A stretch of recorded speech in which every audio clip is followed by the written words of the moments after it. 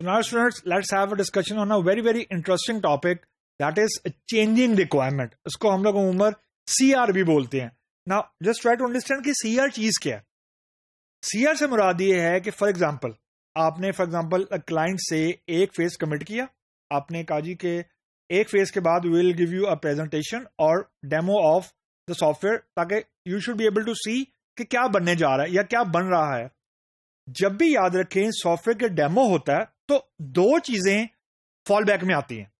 एक तो आता है फॉर एग्जांपल अगर अगर अगर सिस्टम में कोई डिफेक्ट था या कोई बग था तो वो तो जिम्मेदारी है उस डेवलपमेंट टीम की कि वो उसको फिक्स करे विदाउट एनी कॉस्ट. दूसरी और बड़ी जो अजीब किस्म की फीडबैक आती है वो होती है विश लिस्ट. विश लिस्ट को अमूमन हम लोग चेंज रिक्वेस्ट भी बोलते हैं.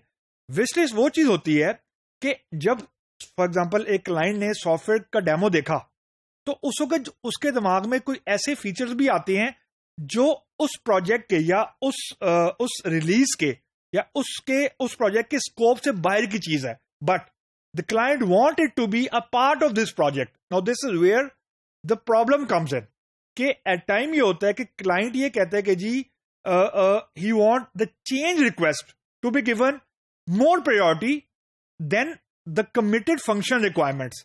अब यहां पे क्लाइंट को आपको दो चीजें समझानी पड़ती हैं और ये बड़ा नेचुरल फीडबैक होता है, यानी you can not ignore it. यानी आप ये बिल्कुल नहीं कह सकते कि डेवलपमेंट टीम की गलती की वजह से चेंज रिक्वेस्ट चाहिए या क्यूए टीम ने क्यूए सही नहीं किया या डिजाइन टीम ने डिजाइन सही नहीं किया. ऐसी बात नहीं है. जो चेंज रिक्वेस्ट है it is a natural phenomenon. Reason कि जब फर्स्ट टाइम क्लाइंट डेमो देखता है तो ही और she can give you feedback.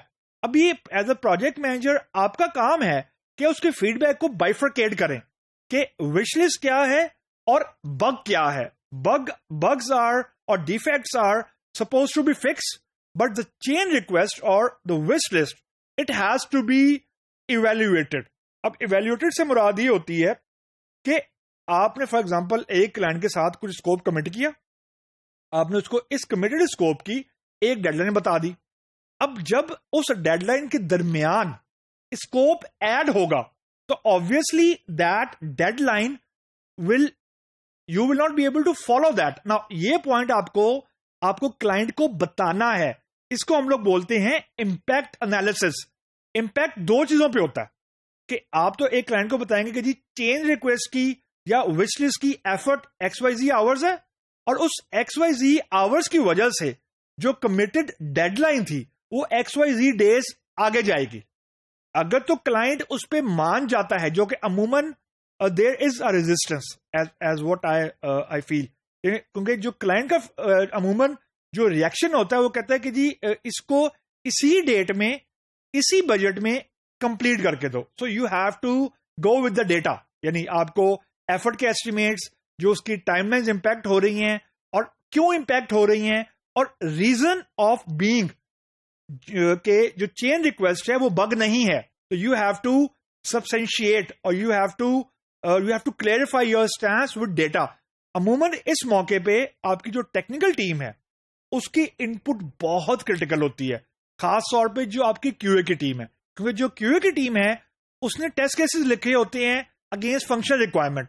तो अगर कोई ऐसी फंक्शन रिक्वायरमेंट आ गई है जिसके अगेंस्ट कोई टेस्ट केस लिखा ही नहीं हुआ या पहले नहीं लिखा हुआ था, तो you have to tell all the details to the client. Now this is the most tough part of managing the project scope के change को आपने handle करना है. लेकिन in any case to make this change request as a success you have to you have to do the impact analysis.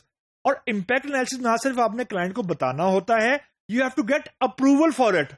अमूमन मैंने देखा है कि प्रोजेक्ट मैनेजर्स क्लाइंट को बता तो देते हैं लेकिन अप्रूवल नहीं लेते. तो अगर अप्रूवल नहीं लेते तो इसका फॉलबैक ये होता है कि client at the day of deadline वो अमूमन they are not very happy. They will say कि जी हमें पहले क्यों नहीं बताया कि ये चीज इस डेडलाइन में हो सकती थी या नहीं हो सकती थी. मीन कि एज अ प्रोजेक्ट मैनेजर और as a process guy you have to be very very vigilant कि what are the leak points, कहां पे रिस्की पॉइंट्स हैं, कहां पे चीजें आपकी आउट ऑफ कंट्रोल जा सकती हैं.